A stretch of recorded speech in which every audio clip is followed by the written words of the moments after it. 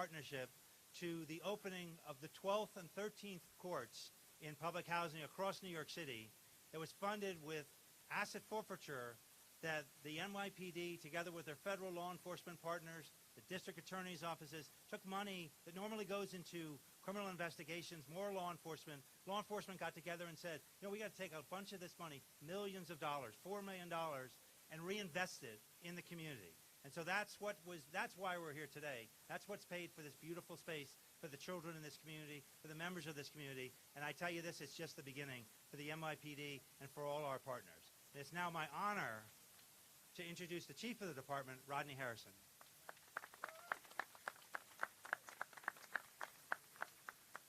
Good afternoon, Queensbridge. So I got a funny story for you. 30 years ago, this was my steady sector. And I've seen the change that has happened to this community. I've seen where we struggled with violence to a place now where we're changing parks around where kids can play. And I'm just so proud to be here and to see the great partnership we have. And not just with our district attorney's office and our community organizers, but with our youth. And I'm so passionate about making sure we continue this partnership. And I'm also blessed, and you know why I'm blessed? Because I have a great team behind me. Guys like Dave Barrere, Jeff Madry, Ben Gurley, and the new precinct commander of PSA 9, Melody Robinson. We're ready to change things around. In order for us to be the best we can, we have to have that partnership. And I am so looking forward to continuing and working with the Queensbridge community to make this community safe. I'd like to pass it over now to the District Attorney of Queens, Melinda Katz. Thank you. Good afternoon, Queensbridge. So I'm so proud to be out here with Chief Harrison, Chief Barrere, to everyone in the NYPD that works day and night to make sure that we have safety out here in Queens County. But you know, safety takes a lot of avenues, and safety means a lot of cooperation amongst the NYPD, amongst the DA's office, and amongst the community. It means that we can come in and we can take gang members and drivers of violence out of our communities with precision policing and precision enforcement, like we did last week when we announced a 28-person, 141 count indictment of gang members and conspiracy and people that were carrying guns in the community here.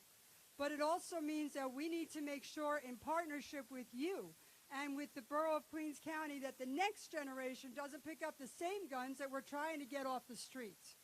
With mentorship programs and youth guidance programs and workforce development programs and new basketball courts, which at least shows that there is some caring on how our youth develops. And that's why we all stand together right here today. So I want to thank everyone that was involved in making sure that not only that we have these great recreational facilities, but it shows more than that.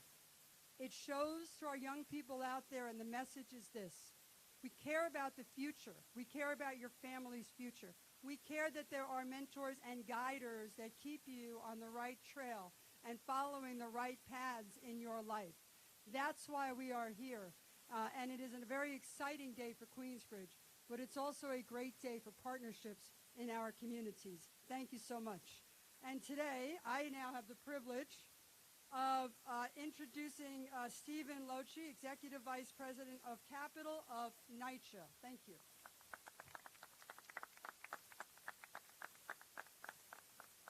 Thank you very much.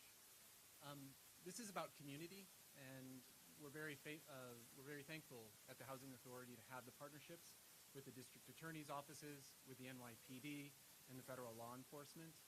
But we're also very fortunate to have our residents.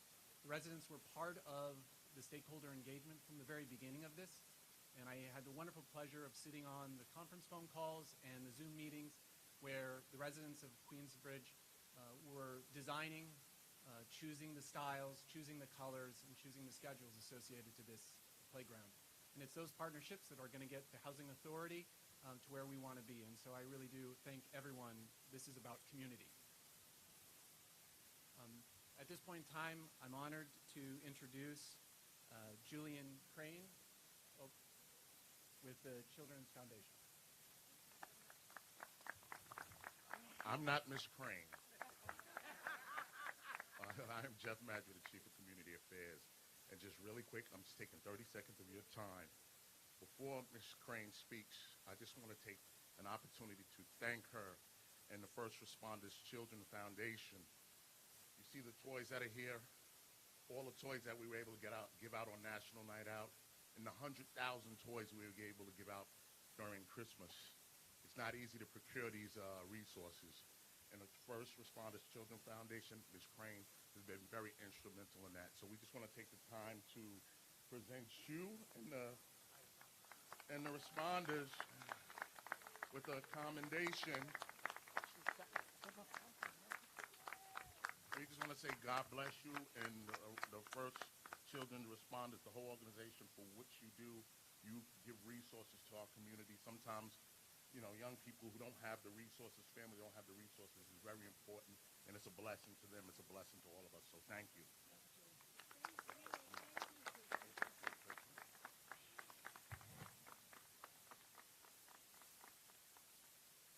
Okay. Now I'm going to give you your mic back. I'm sorry. Oh my God, you can take the mic from me any day. Wow, that was a surprise. First of all, thank you for your service and the service of the entire NYPD. And Chief Mandry, you've been such a supporter of your communities, and I was really honored to be with you in December, giving out toys. The First Responders Children's Foundation started after 9/11, so this is our 20th year. We started as a response to the 800 children left behind by a first responder parent who died on that day. And since then, we have been supporting children of first responders and children in the communities where first responders serve. We are so honored to support this program and the program of bringing love to the communities this summer. This is our, 15th activation, and we're delighted to be here. We have toys for the children, and we're in a bunch of other cities this summer with our Power of Play program, because we do believe that the mental health and wellness and behavioral health of children right now is the most important thing to focus on.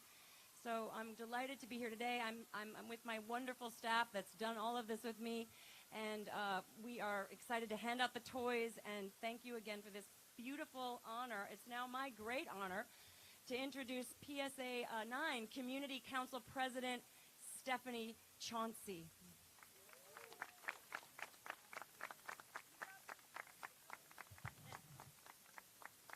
I'm very tall, as you can notice. Okay, first and foremost, giving honor to God. I would like to thank everybody respectfully in their positions. I would like to thank my Queensbridge community family. It's an honor to represent my community. I'm a humanitarian, first of all. I'm a grandmother. I'm an aunt, and I'm a mother. And I have love for my community. And it makes me feel honored to know that everybody has gone the extra measure to try to keep our community safe, and has really come out and showed us that it's all about love. It's about breaking down these walls and building these bridges. I just want to say to the parents, now that we are opening up and children will be going back to school, a lot of the children in the community will be going off to college. I think it's important that safety comes first. I think it's also important that you listen to your children. The children are our future. Invest in our children. So, in saying that, I again want to say thank you. I appreciate everybody, and I love everybody. You know, I have one more thing to say. Progress is impossible without change, and those who cannot change their minds can't change anything. Thank you.